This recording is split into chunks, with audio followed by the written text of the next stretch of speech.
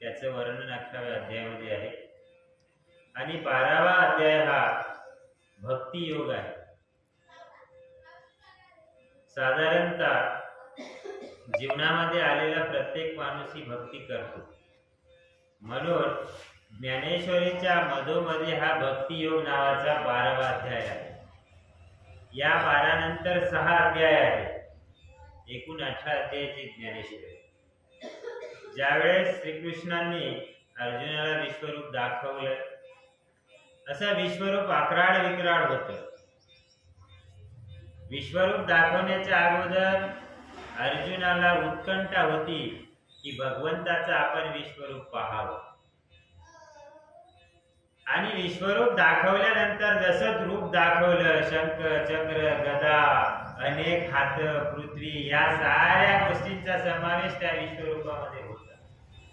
आणि हे विश्वरूप पाहून अर्जुन सुद्धा भयभीत झाला। तेव्हा तो म्हणतात की हे श्री गुरु राजा, की ज्याप्रमाणे एखाद्या विषारी सर्पाने दंश करावा आणि मनुष्याच्या शरीरामध्ये विष पसरावं आणि मनुष्य मूर्छित पडावा, किंवा विष प्राशन केल्यानंतर जसं शरीर मूर्छित पडते त्याप्रमाणे तुझं विश्वरूप पाहून मी मूर्छित पडावं।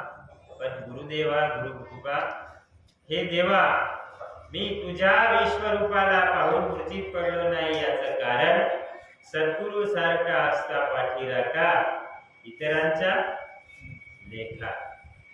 तू सद्गुरु सारखी गुरु माऊली आहे, तू जगाची नियंत्रण करता आहे, तेव्हा तुझ्या विश्वरूपाने मी मूर्छित कसा पडू। परंतु हे भगवंता करुणानिधी श्रीकृष्णा, मला आता विश्वरूप नको।